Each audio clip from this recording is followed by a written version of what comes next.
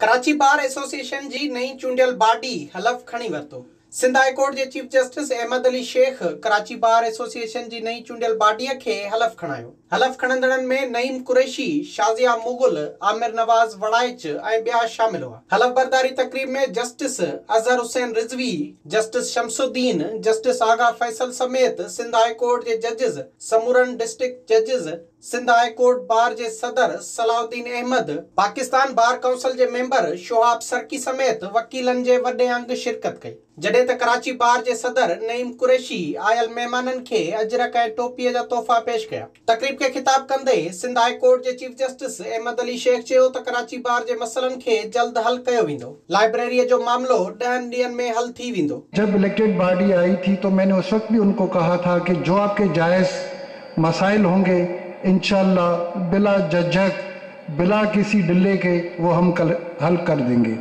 अब पिकनरी जुरिस्डिक्शन का जो मामला 2 दिन पहले मेरे पास आया तो हमने नेक्स्ट वीक में मीटिंग रखी है। उस मीटिंग में इंशाअल्लाह बड़ी खैर असलूबी से तय हो जाएगा। ये मैं समझता हूँ कि ये बार का भला मेरा भला है। I am a part and parcel of this bar. वो बार लाड़काना हो या कराची बार हो, पाकिस्तान के किसी भी इलाके की बार हो, कोट तो वही पहनते हैं ना आप और हम।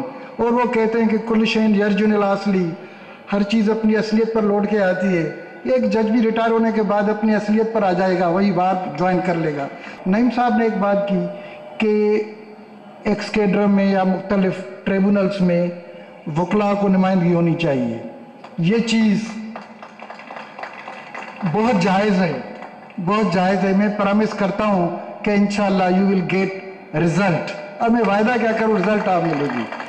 बाकी जो भी लाइब्रेरी के मामलात हैं वो भी हल हो जाएंगे आपके। वो लाइब्रेरी के मामलात विद इन 10 डेज। उनखां अॻु खिताब कंदे कराची बार जे सदर नईम कुरैशी जो चवणु हो त सिंध हुकूमत खां का बि फंडिंग नथी थिए। अदालतुनि में जजिस मुक़रर न थी रहिया आहिनि। रिटायर्ड जजनि जी जाइ ते सीनियर ऐं क़ाबिल वकीलनि खे जज मुक़रर कयो वञे। विज़िट कयो अवामी आवाज़ मीडिया ग्रुप जी वेबसाइट awamiawaz.pk।